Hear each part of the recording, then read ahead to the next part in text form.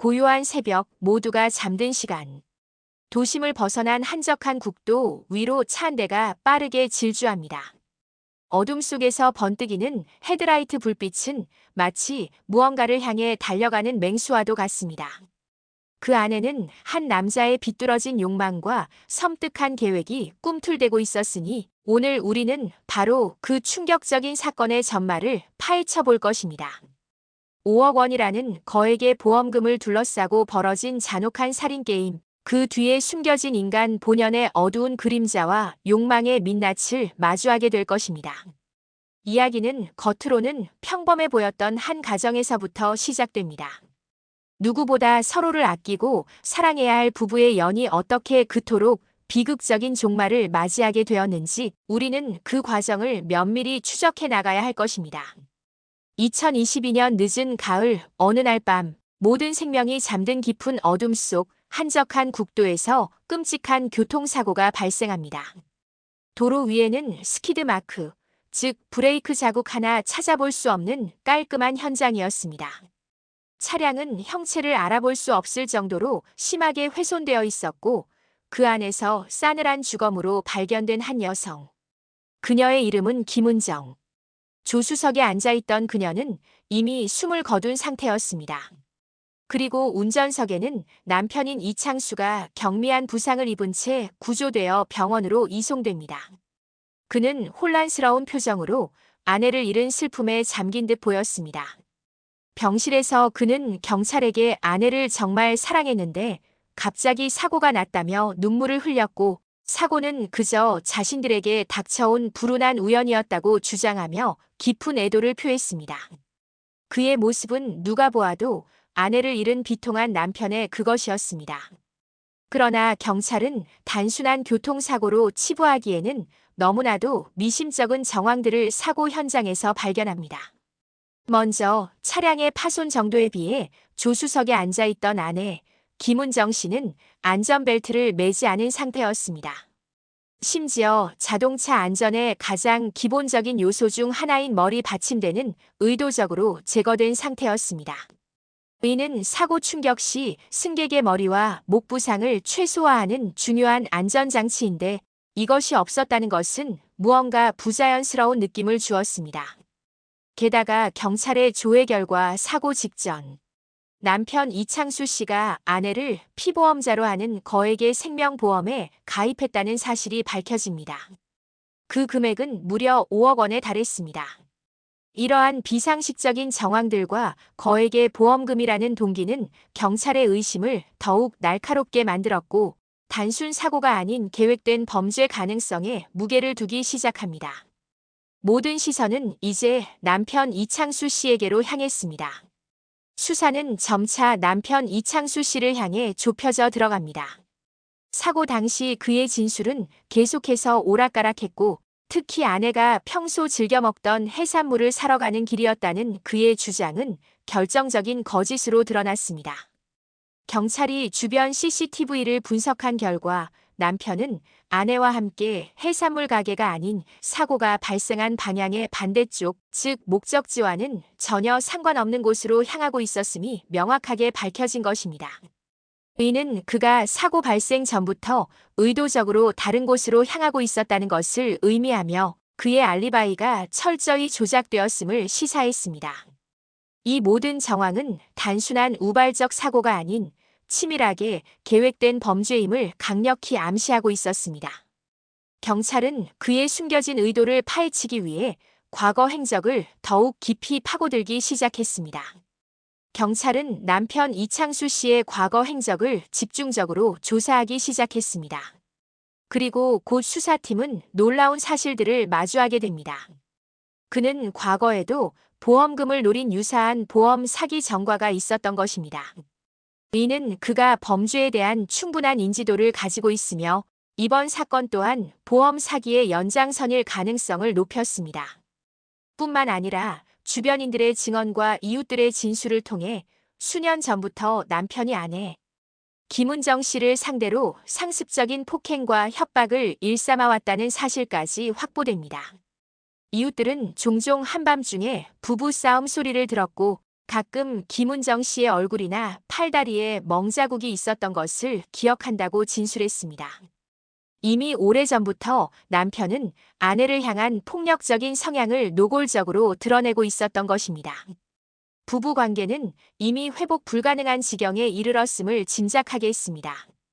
이 사건의 결정적인 증거는 남편 이창수 씨의 휴대전화 통화 기록에서 발견됩니다.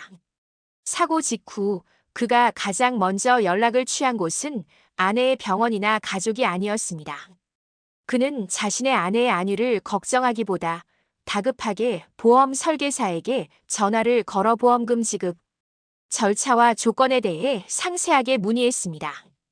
이처럼 이기적이고 냉혹한 태도는 그의 진정한 의도가 무엇이었는지 여실히 보여주는 것이었습니다.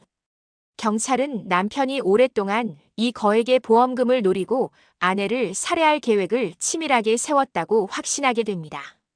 그는 마치 생명을 가지고 노는 게임을 하듯이 아내의 존재를 보험금이라는 목표를 위한 하나의 수단으로 전락시켰던 것입니다. 인간의 존엄성을 무참히 짓밟은 행태였습니다. 특히 남편 이창수 씨의 스마트폰에서 발견된 게임 기록은 수사팀을 더욱 충격에 빠뜨렸습니다. 그는 사고 당일 새벽까지 도박성 온라인 게임에 광적으로 몰두하고 있었고 게임에서 연속적으로 패배한 후 분노와 좌절감을 표출하는 수많은 메시지들이 발견되었습니다. 이창수 씨는 이미 깊은 게임 중독 상태였으며 이로 인해 엄청난 규모의 사채와 도박 빚에 시달리고 있었음이 밝혀집니다. 경찰은 남편이 감당할 수 없는 빚을 갚기 위해 그리고 게임에 필요한 돈을 마련하기 위해 아내의 생명보험금을 노렸을 가능성에 무게를 두었습니다. 그의 뒤틀린 욕망과 현실 도피적인 게임 중독은 결국 현실과 가상 세계의 경계를 완전히 허물어뜨리며 한 생명을 무참히 앗아가는 비극적인 결말을 초래했던 것입니다. 이는 단순히 개인의 일탈을 넘어 사회 전체에 경종을 울리는 사건이었습니다. 검찰은 확보된 수많은 증거와 정황들을 바탕으로 남편 이창수 씨를 살인 혐의로 기소했습니다. 재판 과정에서 남편은 마지막까지 억울함을 호소하며 자신의 무죄를 주장했지만 그의 변명은 수많은 증거와 증인들의 일관된 진술 앞에서 힘없이 무너져 내렸습니다. 특히 사망한 아내 김은정 씨의 부모님은 딸을 잃은 슬픔과 사위의 잔혹한 범행에 대한 분노로 오열하며 법정에서 그의 처벌을 강력히 촉구했습니다. 이 사건에서 또 다른 안타까운 사실은 갓 20을 넘긴 김은정 씨의 딸이 새아버지의 수상한 행동을 일찍이 눈치채고 경찰에 제보했던 것으로 알려져 모두의 마음을 아프게 했습니다. 자식을 잃은 부모의 슬픔과 친어머니를 잃고 새아버지의 악행을 고발해야 했던 어린 딸의 고통은 이루 말할 수 없는 것이었습니다. 법정에서 공개된 증거들은 이창수 씨의 범죄가 얼마나 치밀하고 계획적이었는지를 명백히 보여주었습니다. 특히 아내 김은정 씨는 운전면허가 없음에도 불구하고 남편은 아내를 피보험자로 하는 자동차 상해 보험만을 고집하며 가입했던 사실도 드러났습니다. 이는 남편이 처음부터 교통사고를 위장하여 아내를 살해하고 보험금을 타낼 목적이 있었다는 것을 명확히 보여주는 결정적인 대목이었습니다. 면허가 없는 사람에게 굳이 자동차 상해 보험을 들게 한 것 자체가 수상한 의도를 가지고 있었음을 증명하는 것이나 다름없었습니다. 그의 모든 행동은 오직 보험금이라는 목표를 향해 치밀하게 계산된 것이었습니다. 결국 남편 이창수 씨는 재판에서 유죄를 선고받았고 그의 잔혹한 범행에 대한 합당한 처벌을 받게 되었습니다. 5억 원이라는 거액의 보험금을 위해 자신의 아내를 무참히 살해한 이 사건은 우리 사회에 다시 한번 큰 충격과 경각심을 안겨주었습니다.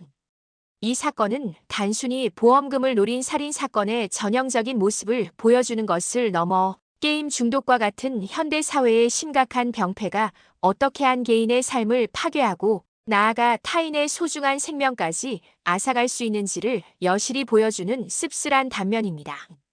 인간의 존엄성과 생명의 가치가 얼마나 쉽게 돈이라는 탐욕 앞에서 무너질 수 있는지를 적나라하게 드러낸 비극이었습니다.